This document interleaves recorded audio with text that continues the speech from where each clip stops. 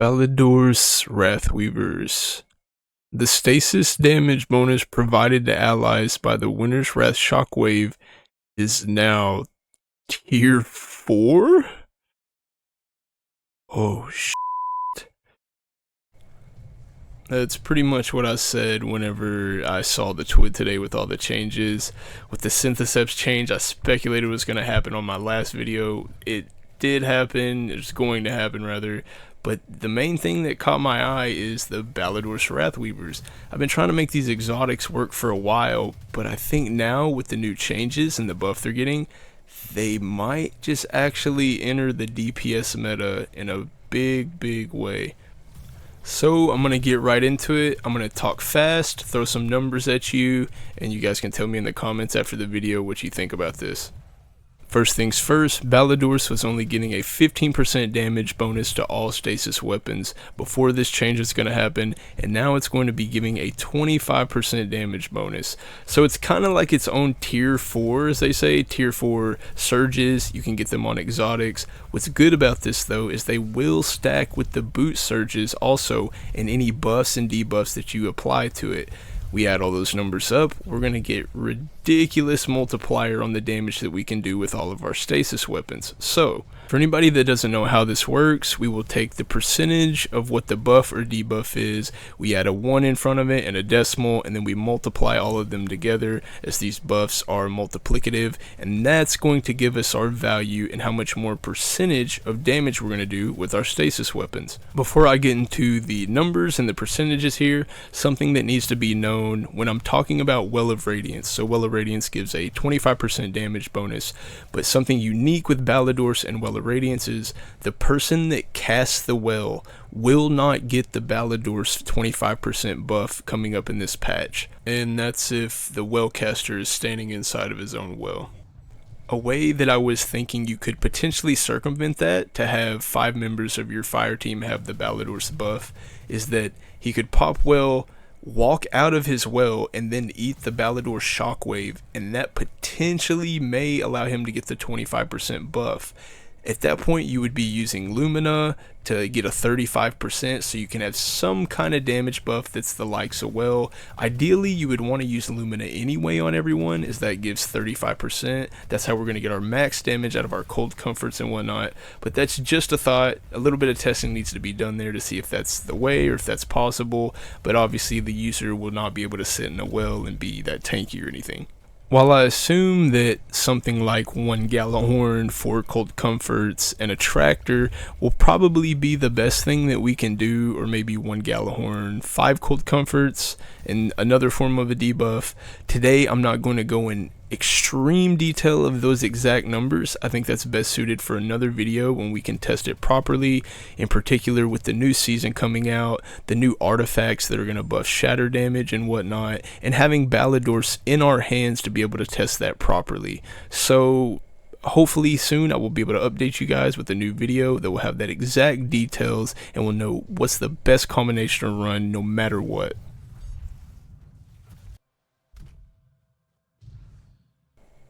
So I've stalled a little bit. I've said a couple of details that I feel like you guys need to know about this. I'm going to showcase a little bit here in just a second, but let's go ahead and just check in and run some numbers. So first things first, if we want max potential damage on this with all the information we currently have, we are going to want a Lumina buff. That is 35%. That will be 1.35. We're going to multiply that times Cold Comfort's Bait and Switch, also a 35% buff, another 1.35.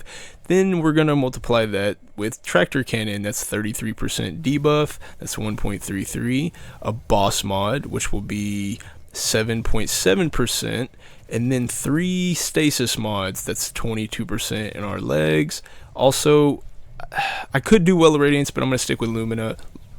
Regardless, if you want to incorporate well yourself, well is 25%. Maybe you could do the tactic I said earlier, assuming that works. And then last but not least, Ballidorse will be 25% with the new buff, 1.25, and then we're going to multiply all of that together and get 3.981 times That's how much harder you're going to be hitting with your Cold Comfort and Bait and Switch, as long as you have every buff and debuff procced in conjunction with each other. Keep in mind, I did not use impact casing here in the math, even though it's 10% on direct hit, 2.2% overall damage, and also boss mod is 7.7% actually. I did do the math with the 7.7%, but with the text earlier I rounded down just to make numbers easier for everyone. Regardless, you add in impact casing, you're getting over 4 times the amount of damage. And what's even crazier than that is we haven't even seen next season's artifact mods into the mix, with Argent Ordnance making your rocket launchers do a percentage more damage by consuming an armor charge, and also Hail to the Storm, which basically makes shatter damage do more. Might be worth incorporating a chill clip launcher, assuming the shatter damage does more than a bait and switch. Regardless, even more percentages that we have to add up on there. It's going to be over 4 times damage easily. At the end of the day, the reason I'm making this video is to make all of you aware of Ballidorse Wrathweavers and the buff they're about to get. These things may become absolute monsters and potentially a staple to use in your everyday raid encounters and even in-game like day 1 final shape raids. But for now, I'm going to show you some tips and tricks, how to optimize your damage on the gloves, and how to make sure that we can reproc the buff twice, 15 seconds apiece here. So let's get into it.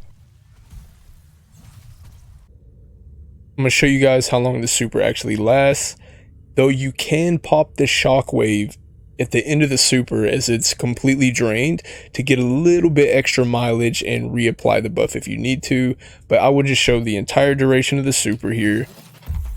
I'll put a stopwatch on screen there. I'll do it the frame that the super starts to drain, and as soon as the super comes back and we have the timer on screen. Also, right click does not drain the super at all, which applies the buff as you can see.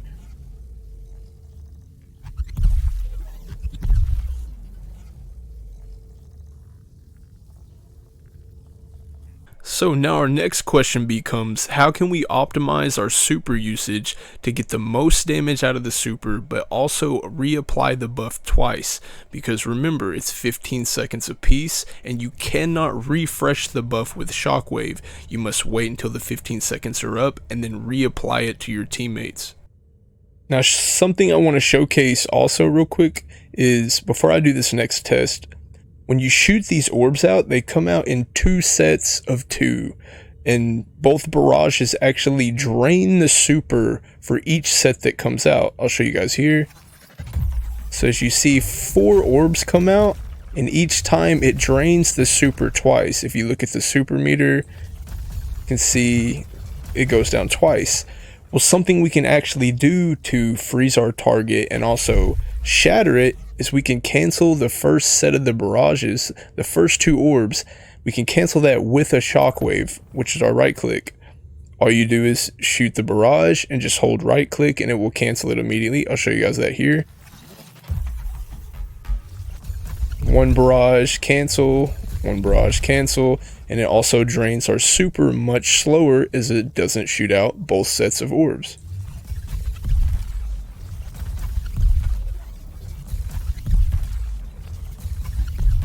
With that being said, there's a way that we can optimally get the most damage out of this super while also being able to reapply the buff twice. So a good optimal way I think we could do this would be to cast super, immediately shockwave to buff our enemies, and then just shoot 1 set of barrages and shockwave after each set. So I want to make this test realistic, as in if we're in a 30-second raid encounter, obviously it could be 15, I just pop it 1 time, everyone shoots their rockets, but if we can apply that buff twice, that would be ideal, what we should do. So for this next test, I'm going to start the timer around when I think the shockwave would be hitting people to buff the whole team. And once again, I'm going to immediately pop shockwave and then do the single barrage, cancel with shockwave over and over, and see if we can get next to perfect optimal timing to reapply that buff twice, 15 seconds each. Because keep in mind, you cannot refresh it, you must reapply it when the buff ends. So I'll go ahead and showcase this here now.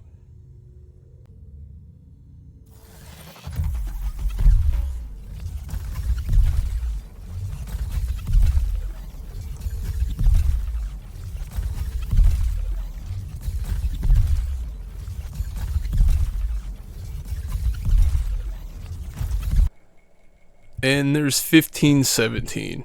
Once again, this is not perfect, it's a realistic scenario. This may deviate a second or two or a few milliseconds, but regardless, I believe that's the most optimal super damage we can get while still reapplying the buff twice to our team. Worst case scenario, you just don't barrage for a second as right click doesn't drain the super.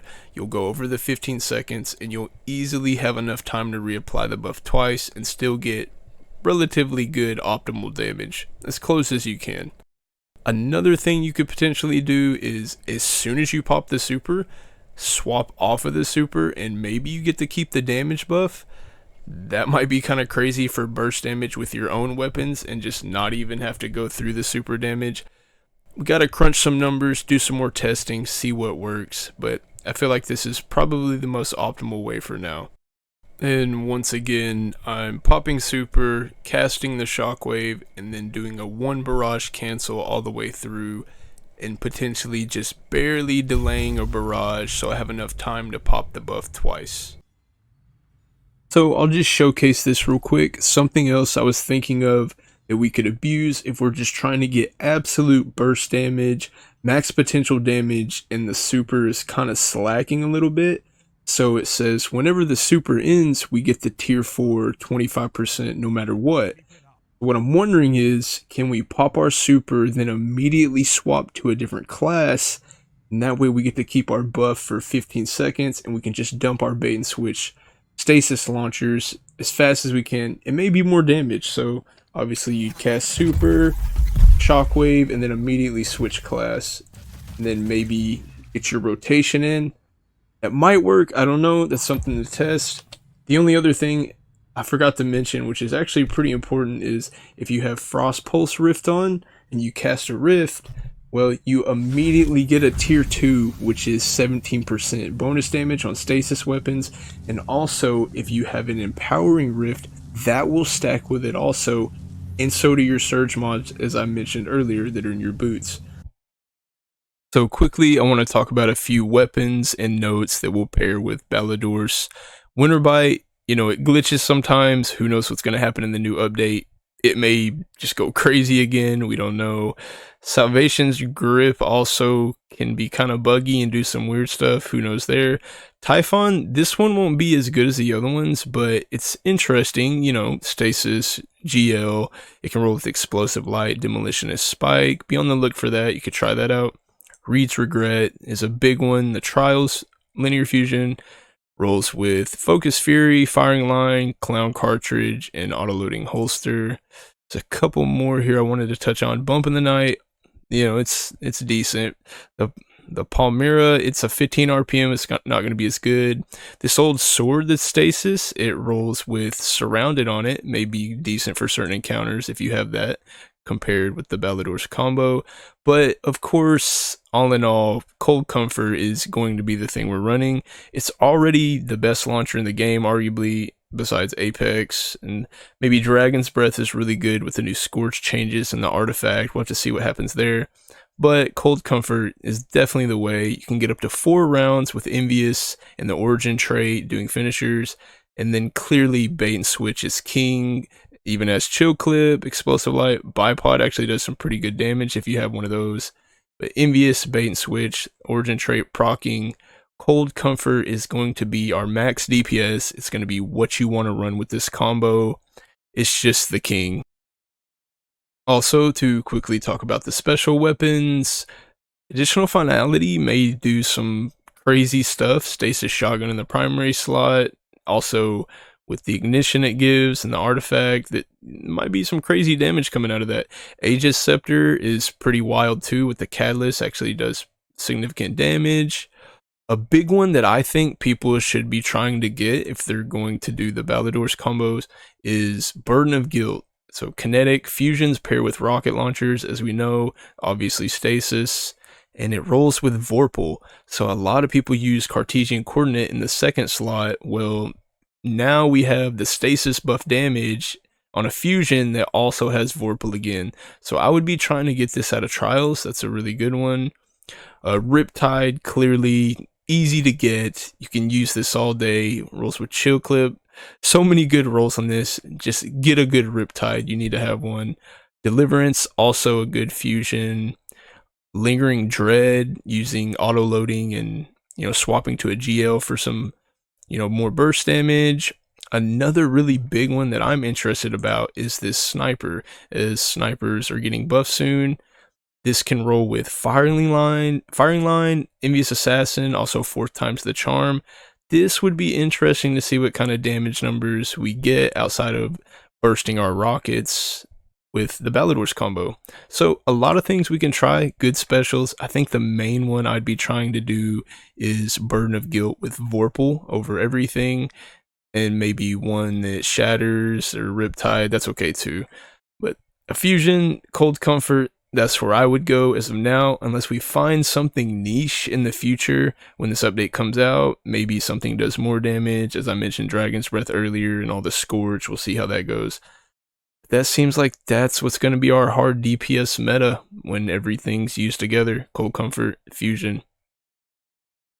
So lots of potential here in this exotic. We'll have to check everything out in a week. If that video helped you guys, like, sub, comment, whatever you want to do, it's all good. All of it's greatly appreciated. Y'all have a good Thanksgiving and have a good day.